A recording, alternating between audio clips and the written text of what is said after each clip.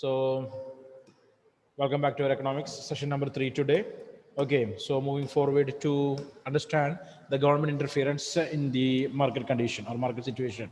First of all, we know that it's basically termed as a price ceiling. Price ceiling. So, government always will act, okay, to regulate the prices. Okay, example, the price is increasing. The responsibility of the government to control that by using a mechanism based as price ceiling or termed as price ceiling. Okay, so already we read that. Okay, so if government is not interfering, there is no government intervention related with the prices in the market or demand and supply in the market, definitely the people, those who don't have much money with them, or the poor people will face a lot of troubles there. So price ceiling is necessary. Basically, price ceiling is related with the important products, most important products, or products, okay, which have necessities, clear, or necessary products to lead a life in the society, like food items, fuel, something like that. So example, you can see that wheat, rice, kerosene, sugar. Okay, so that is a responsibility of the government to fix the price. So all these products we are able to purchase through the ration shops or fair price shops, basically PDS shops. Okay, PDS system, public distribution system. You can see here wheat we are able to purchase from that's ration shops, rice also, kerosene also, and sugar also. Okay, here for example figure 5.7 says that, okay, how this mechanism works, how this price seal mechanism working there. Okay, so here the equilibrium price and the quantity of wheat are P star and Q star respectively. So here we are discussing about the demand and supply of wheat in the market. Demand and supply of wheat in the market, I mean the aggregate demand and aggregate supply. Okay, market supply and market demand in the market for wheat. So the equilibrium is P star and Q star. Okay, so equilibrium price, that is a P star, and equilibrium quantity is a Q star in the market, that creating the equilibrium. Now government is going to interfere in this mechanism. Okay, so when the government impose price ceiling at PC, so price is sealed. So the producers are able to supply wheat, I mean Q star quantity of wheat for P star price. But now the government is going to reduce the price by imposing price ceiling. So government reduce the price to P star to PC. So equilibrium is going to change now. Okay, so when the government imposes price ceiling at PC, which is lower than the equilibrium price. So equilibrium price is P star is the equilibrium price. Okay, now government is sealed the price, fixed the maximum price. Now the price changed into PC, sealed price. Okay, clear or not? The consumer demanded QC kilograms of wheat, whereas the firm supply QC dash kilograms. Okay, so demand is a QC, clear or not? So in this situation, the price is decreased to PC. The demand, it is a QC. Demand for a wheat is QC. Okay, everyone want to purchase that for the lowest price. Demand increased, price decreased, demand increased, but supply will decrease this time. So firms are not ready to supply that much. It is not good for them. Okay, their profit will reduce like anything. So they are not interested to supply QC quantity of the product there. So they will reduce the supply into QC dash quantity. It is less than the Q star quantity. Here. Able to understand, right? Have you understood or not? Okay, so price of the commodity decreased from P star to PC. As a result of that, quantity demanded by the consumers increased.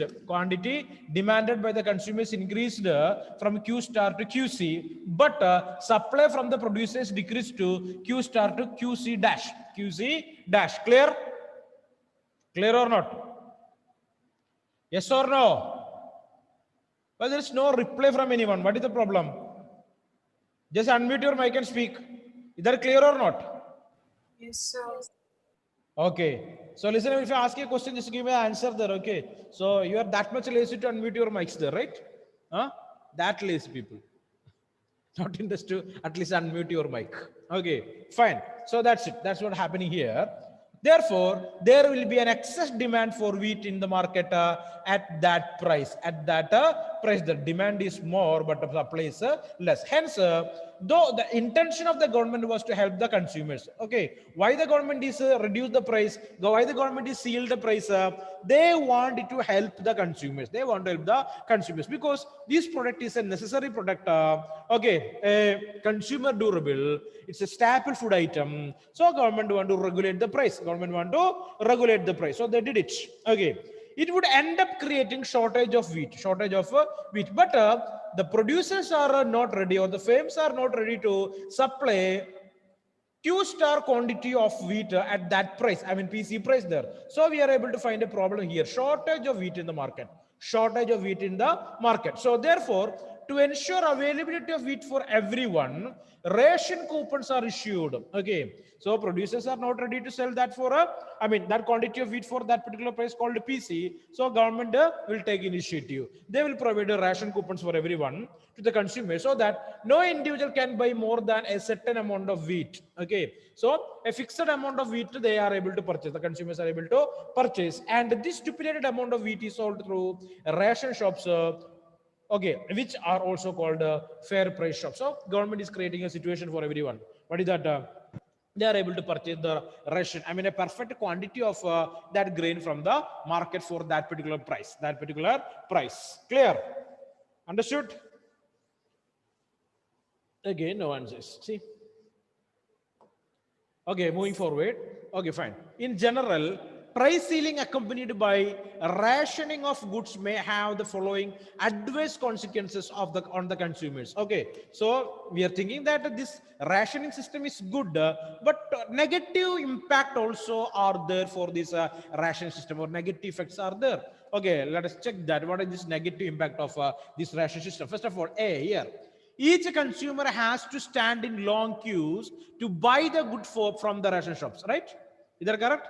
Want to stand on long queues and want to wait long hours to purchase this product from the shops. One problem, because our population is too high, so it's a trouble for the consumers who want to stand in queue for a long period of time.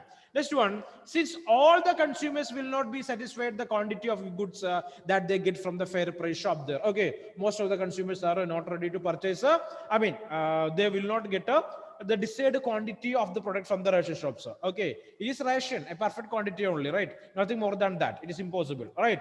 Okay, so satisfied by the quantity of the goods that they get from the fair price shop, some of them will be willing to pay higher price for it. Okay, the same time, some consumers, they are ready to pay for it. A higher price than the price that taken by the ration shops. Okay, some consumers are ready to pay more price for that. So this may result in the creation of black marketing and hoarding. Black marketing. What do you mean black market?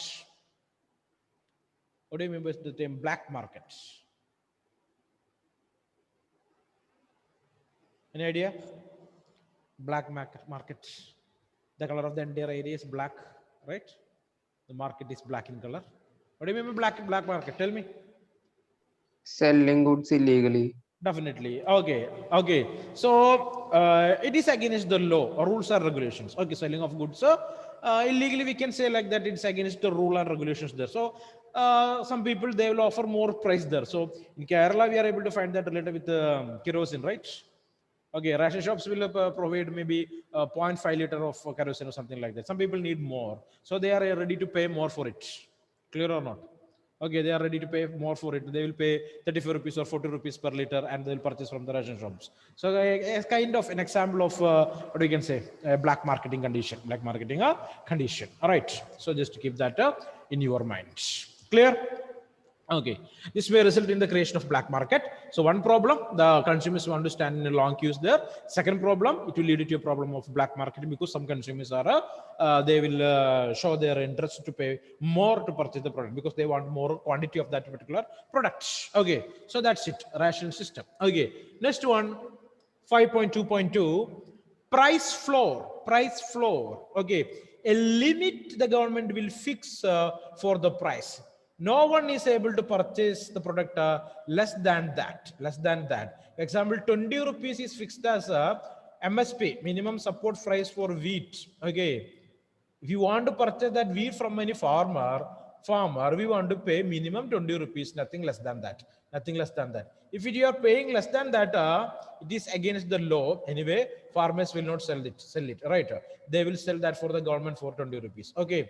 If nobody is ready to purchase that for 20 rupees, okay, the government will purchase that from the farmers. Okay. And they will distribute that through the ration shops. That's what MSP, minimum support price. Okay. And minimum wages act. What do you mean minimum wages? The employer wanted to provide a fixed amount as wages to the workers. For example, for one day, one casual worker, his daily wages is discussed and fixed as it as 500.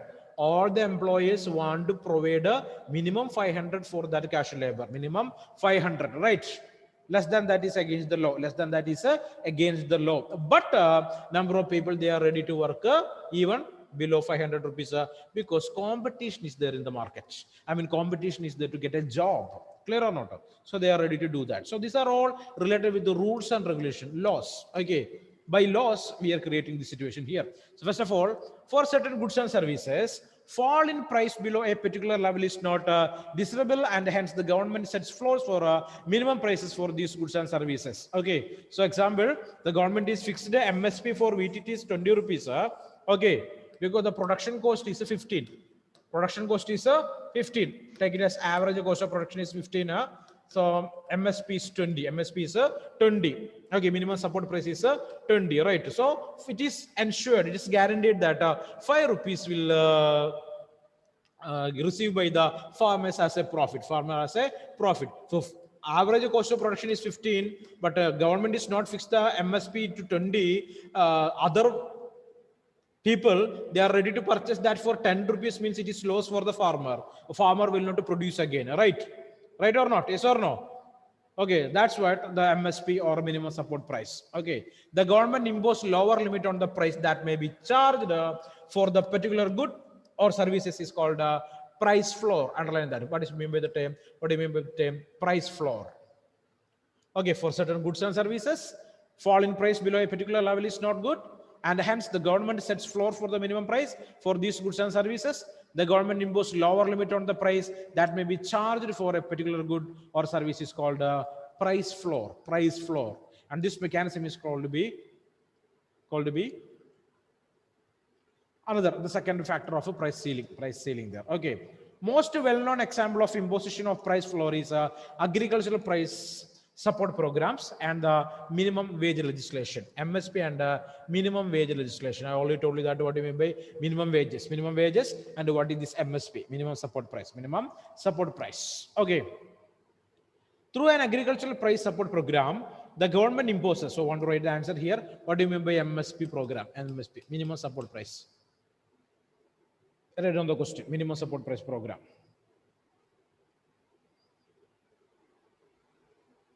Okay.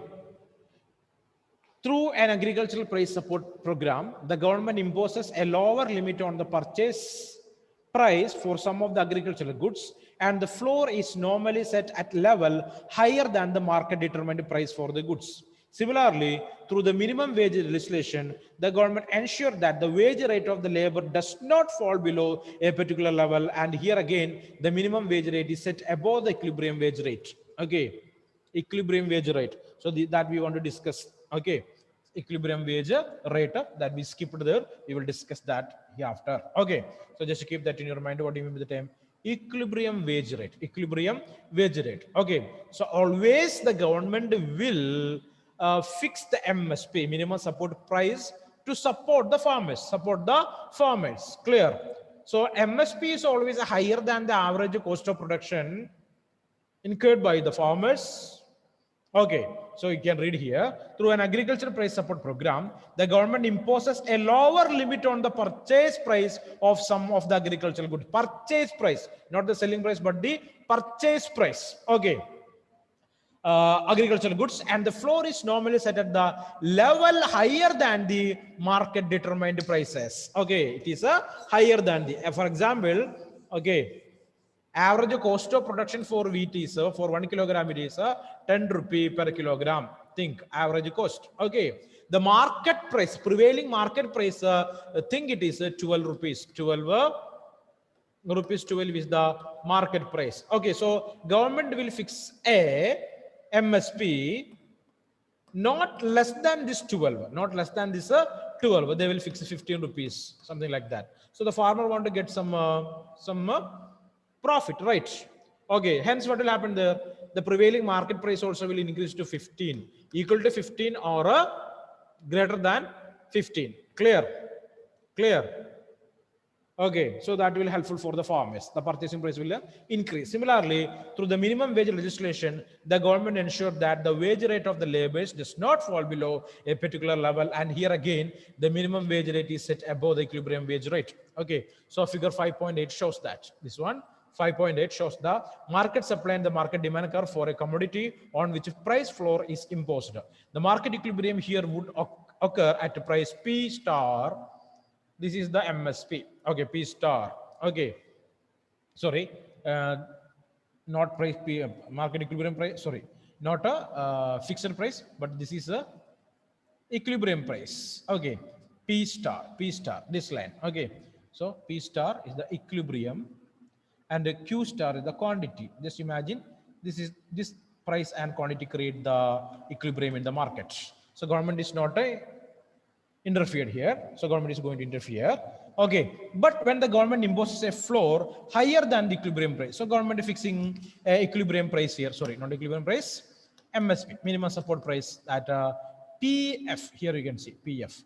It is higher than the equilibrium price, higher than the equilibrium price in the market. So government fixed a new price. It's called to be the support price. Support price. It is higher than the equilibrium price. Okay, initial equilibrium price. Okay, but when the government imposes a floor higher than the equilibrium price PF, the market demand is QF.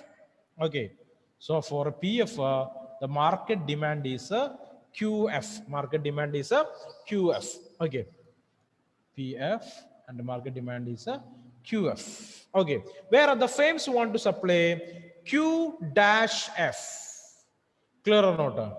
So the producers, they are ready to supply this much QF dash, because they will get more price. They will get a more price. Remember here, price increased. In price flooring, okay, what is happening here? Price of the commodity is increasing. So demand the firms will supply more. Supply will increase. Supply will increase. Price increases, so supply increases here. Okay, Q from a Q star to QF dash.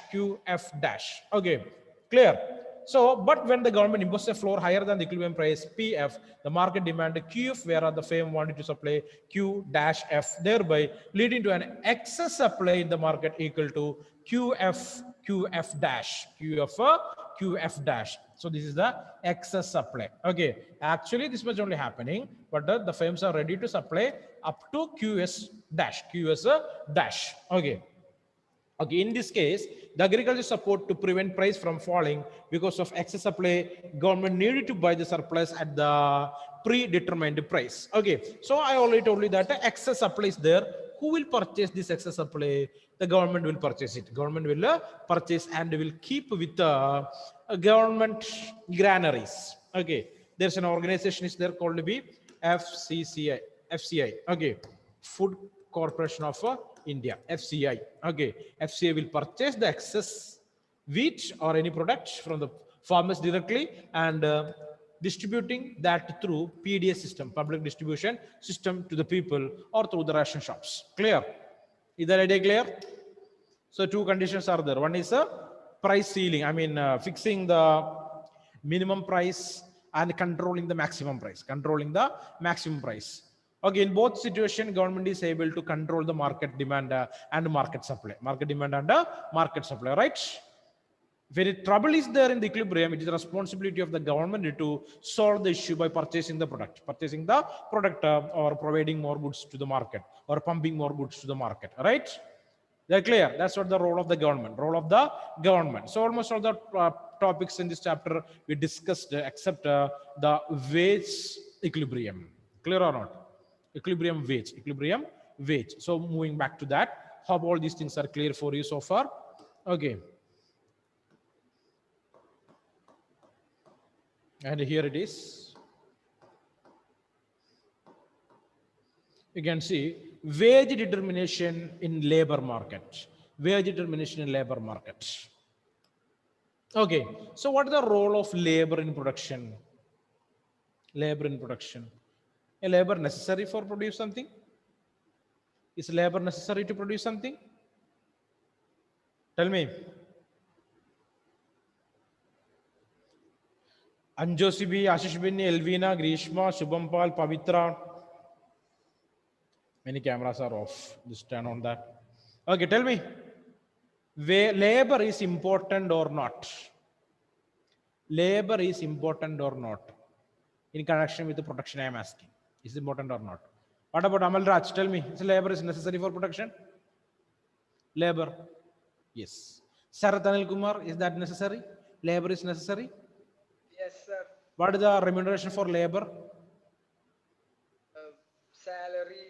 Salary or wages. Okay. What are the different types of labor available? Karthik? What are the two different types of labor?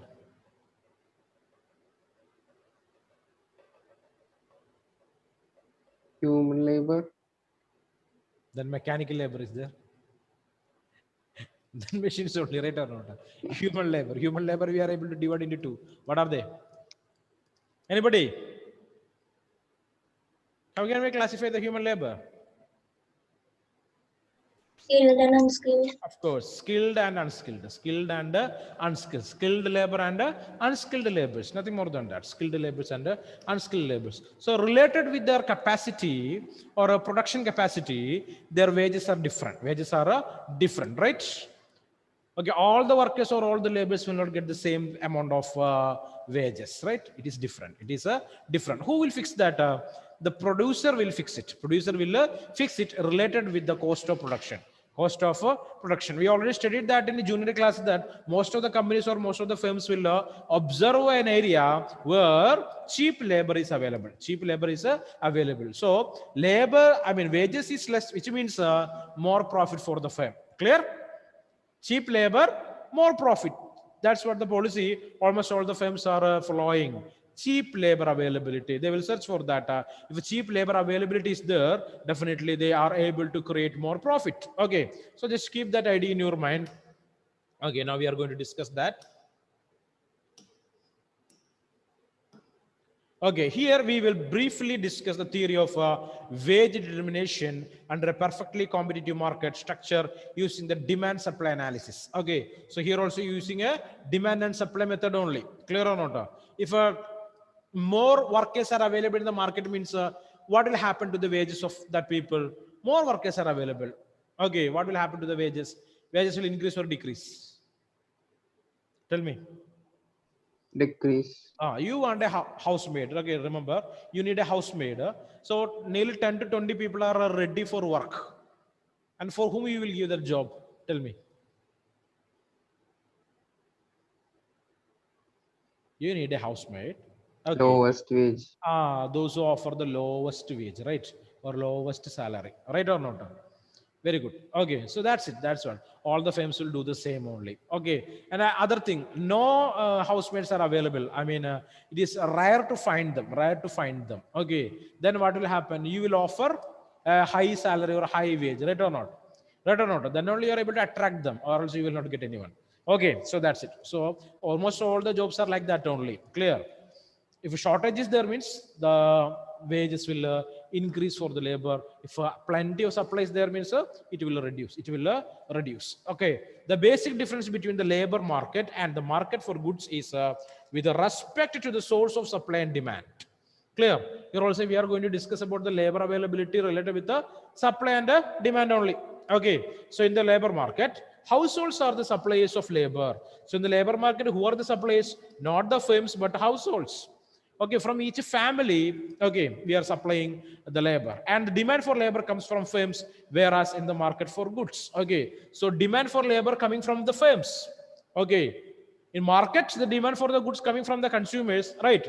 But in the labor market, demand is coming from the firms. Okay, clear?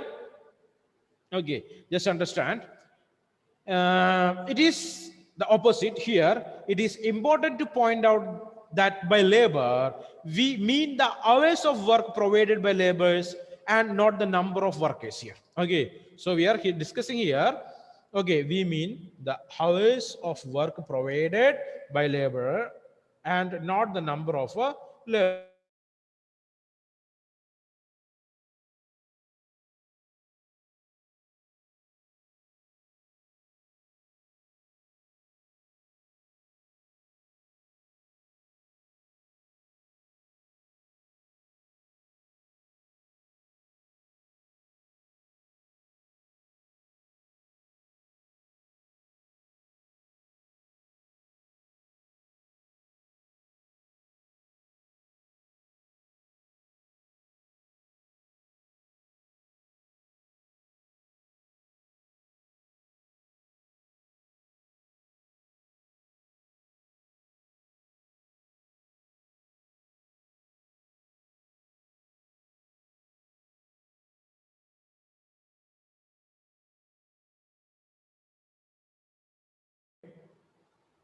Hello. Yes, sir. Okay, come back.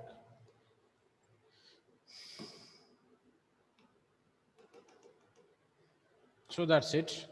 So we discussed here related with wage. Sorry, labors, right? Okay, so here as you can see here, here it is important to point out by labor, we mean the hours of work provided by laborers. Okay, hours of work, but not the number of workers, and not the number of workers. The wage rate is determined at the intersection of the demand and supply curves of labor, where the demand for supply and labor balance. We shall now see what the demand and supply curve of labor look like. Okay, actually, we don't know. We know the demand and supply curve of goods there, but not for the labors. Okay, clear or not? Okay, so the wage is always related with you can see here the wage rate is determined at the intersection of the demand and supply curve of the labor. Clear? Like equilibrium price, Clear? So where the demand for labor intersecting with the supply of labor, that is considering as the equilibrium, that is the wage rate. Okay, actually we don't know what is the demand and supply curve of the laborers look like. We will observe that. To examine the demand for labor by a single firm, so remember only one firm is there, only one production unit is there, one firm. We assume that the labor is the only variable factor. So only one variable factor related with what type of production? What type of production is that? Only one variable factor. Is the long run or short run? Tell me. Only one factor of production. Short run. Yeah, short run. Okay. So they examine the demand for labor by single firm. We assume that the labor is the only variable factor of production and the labor market is perfectly competitive. Okay. Perfect competition is there for the workers here. Okay.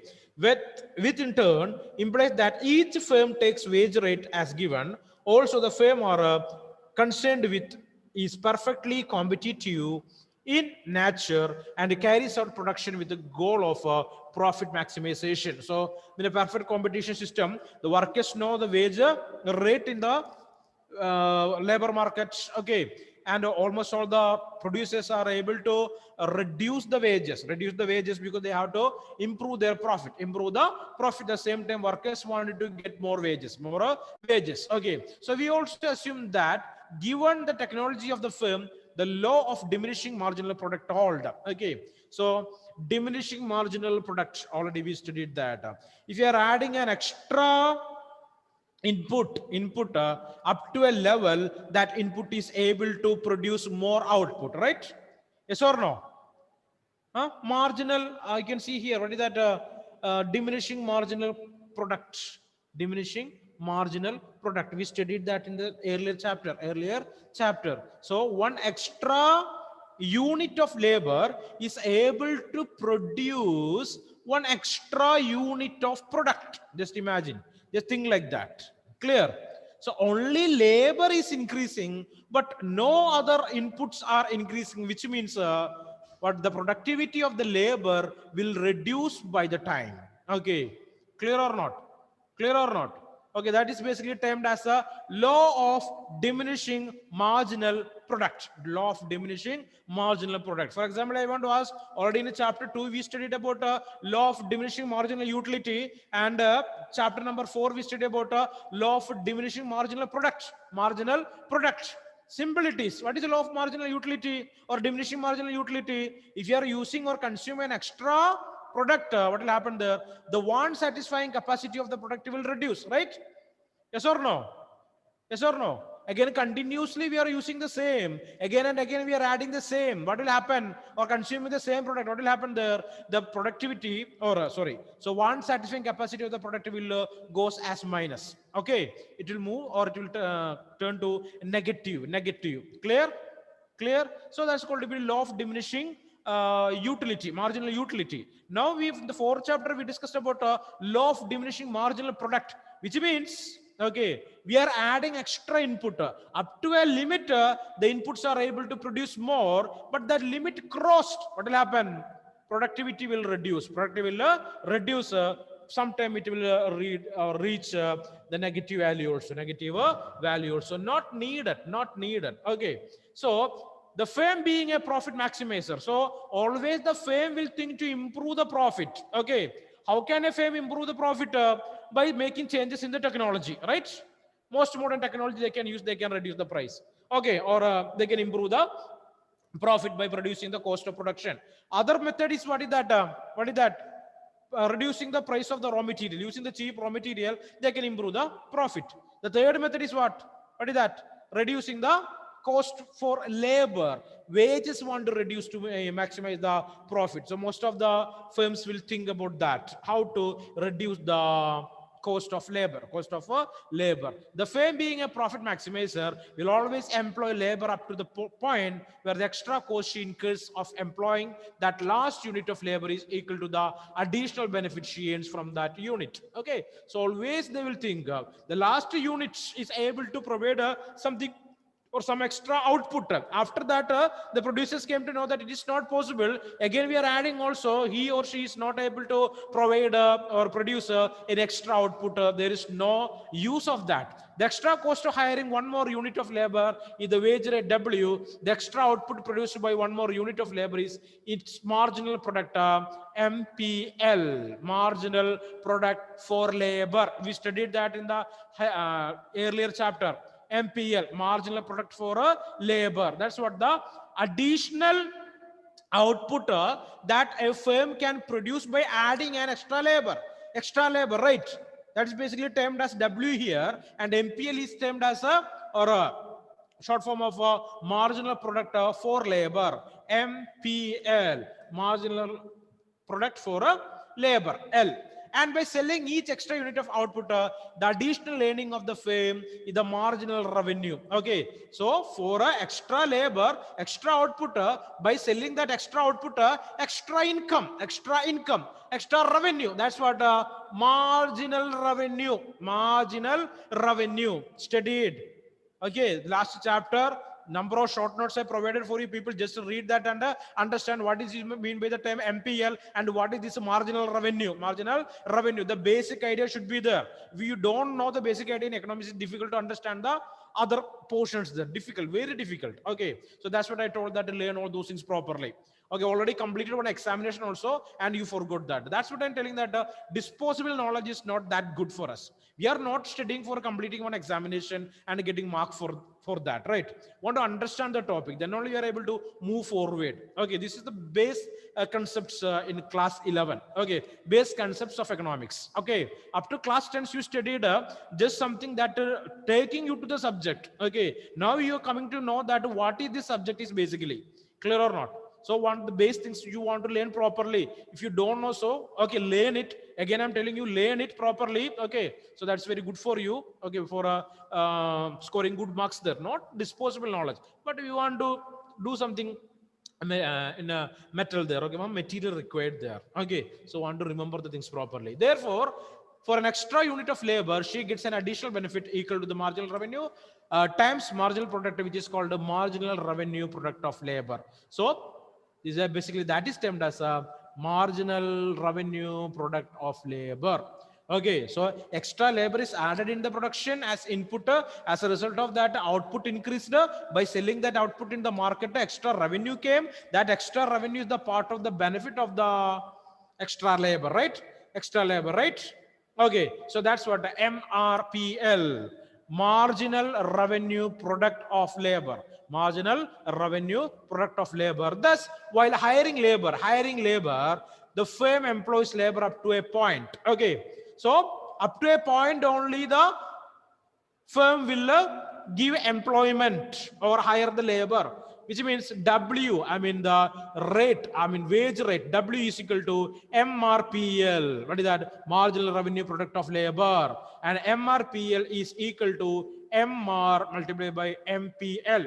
Marginal revenue multiplied by marginal product for the labor. Okay, just understand this. Clear? Read it. Clear? So complete the homework for tomorrow and we'll meet in next class. Okay, everyone. Thank you very much.